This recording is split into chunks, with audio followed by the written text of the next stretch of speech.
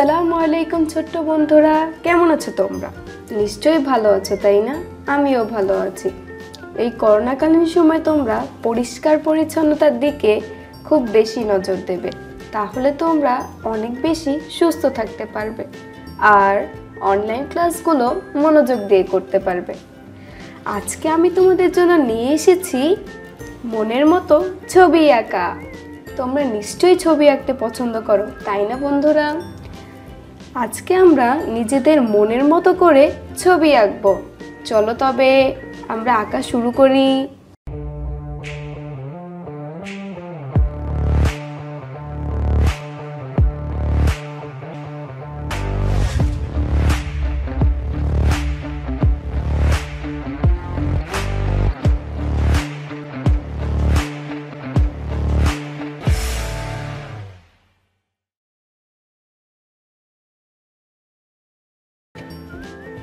আজকে আমরা শিখব কিভাবে জাতীয় পতাকা আঁকতে হয়।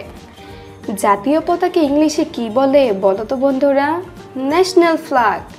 তো আজকে আমরা আমাদের ন্যাশনাল ফ্ল্যাগ আর্ট করা শিখব। তোমরাও আমার সাথে সাথে খাতা পেন্সিল নিয়ে বসে পড়ো। কিভাবে জাতীয় পতাকা আঁকতে হয়। আঁকার জন্য তোমরা হাতে স্কেল, রাবার নিয়ে বসে পড়ো। আজকে আমরা শিখব কিভাবে আঁকতে হয় আমাদের জাতীয় পতাকা। জাতীয় পতাকাটি আর্ট করার জন্য তোমরাও আমার সাথে সাথে হাতে স্কেল নিয়ে রেখা আর্ট করে ফেলো, তাই না বন্ধুরা? চলো তবে আমরা জাতীয় পতাকা কিভাবে আর্ট করতে হয় সেটা শিখে ফেলি। তোমরাও আমার সাথে সাথে হাতে পেন্সিল আর স্কেল নিয়ে আর্ট করা শুরু করো। প্রথমে আমরা একটি সরলরেখা আঁকব, অর্থাৎ লম্বা একটি দাগ। নিচ বরাবর আমরা একই মাপের আরেকটি সরল রেখা আর্ট করব। এরপর এই রেখাগুলো যুক্ত করে ফেলব। তোমরাও আমার সাথে সাথে দ্রুত এই রেখাগুলো যুক্ত করে ফেলতে পারো। নিশ্চয়ই রেখাগুলো যুক্ত করা হয়ে গেছে, তাই না বন্ধুরা? চলো তবে এই রেখাগুলো যুক্ত করার মাধ্যমে আমরা একটি আয়ত এঁকে ফেলেছি। আয়ত আঁকাটি শেষ হলে এরপরে জাতীয় পতাকায় কি থাকে বলো তো বন্ধুরা? মাঝে একটি বৃত্ত থাকে। বৃত্তটি হয় জাতীয় পতাকার একটু বাম দিকে, তাই না বন্ধুরা? তোমরা যদি বৃত্তটি আঁকতে চাও তাহলে পেন্সিল কম্পাসের সাহায্যে বৃত্তটি আঁকতে পারো।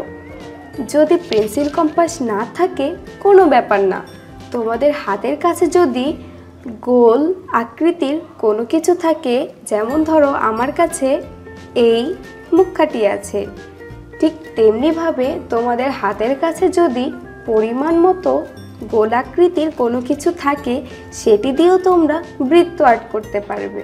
কিন্তু বৃত্তটি মাঝ বরাবর আর্ট করলে হবে না, বৃত্তটি আর্ট করতে হবে একটু বাম দিকে, অর্থাৎ একটু বাম দিকে সরিয়ে।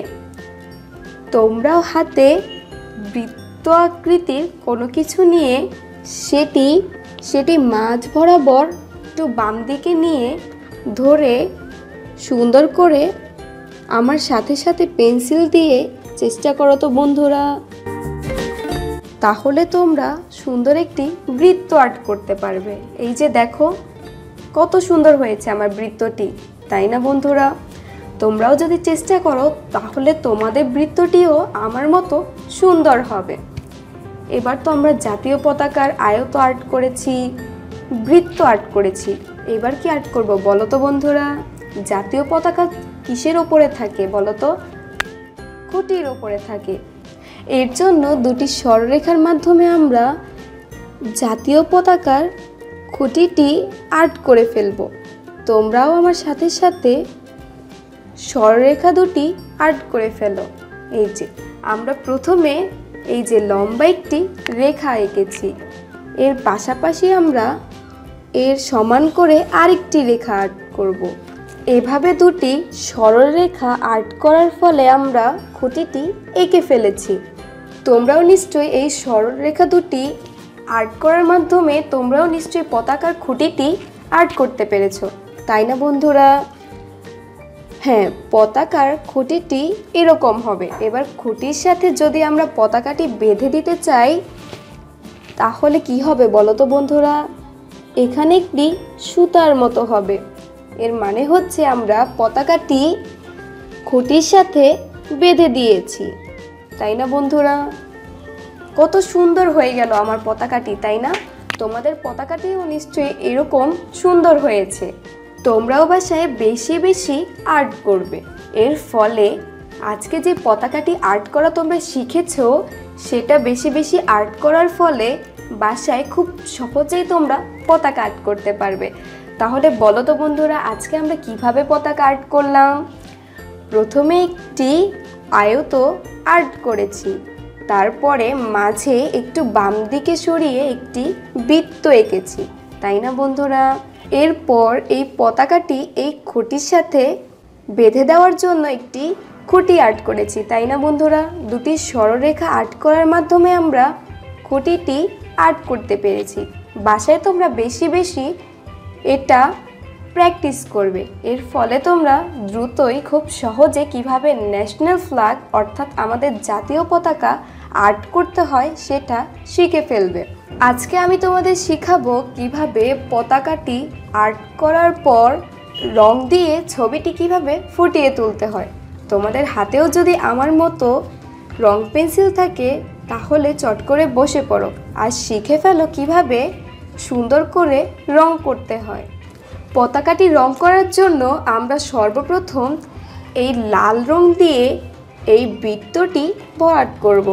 রং করার সময় সর্বপ্রথম খেয়াল রাখতে হবে বৃত্তের চারপাশে প্রথমে রংটি ভালোভাবে আস্তে আস্তে তোমাদের দিতে হবে, যাতে রংটি এই রেখার বাহিরে চলে না যায়।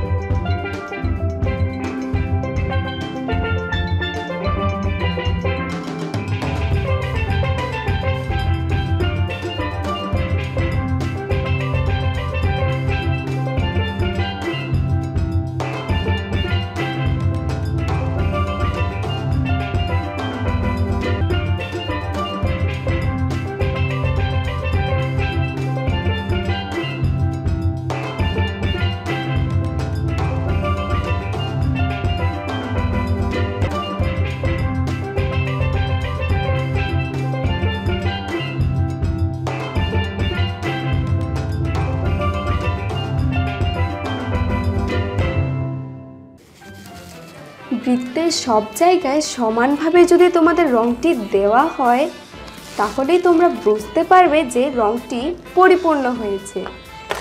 এরপরে আমাদের কী রং প্রয়োজন বলো তো বন্ধুরা? সবুজ রং। আমাদের জাতীয় পতাকার রং হচ্ছে গাঢ় সবুজের মাঝে লাল বৃত্ত। বৃত্তটি যেহেতু আমরা রং করেই ফেলেছি, এবার আমাদের সবুজ রং দিয়ে এই বাহিরের অংশটা রং করতে হবে।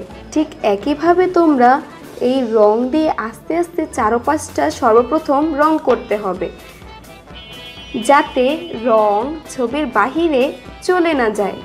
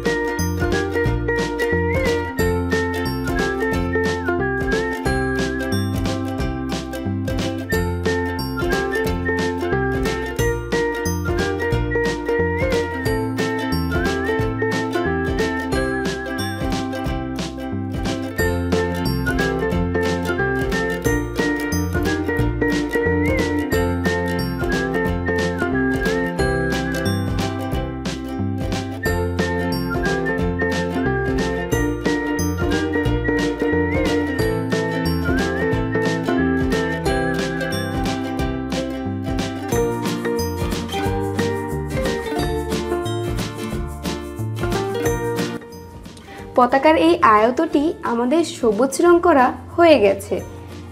কত সুন্দর রং করেছি, তাই না বন্ধুরা? তোমরাও বাসায় বেশি বেশি প্র্যাকটিস করার ফলে সুন্দর করে রং দিয়ে ছবিটি ফুটিয়ে তুলতে পারো। কিন্তু যেহেতু আমাদের বৃত্তের চারপাশটি সবুজ রং করা হয়ে গিয়েছে, এখন আমরা এই খুঁটিটি রং করব। চলো তবে বন্ধুরা খুঁটিটি তাড়াতাড়ি রং করে ফেলি।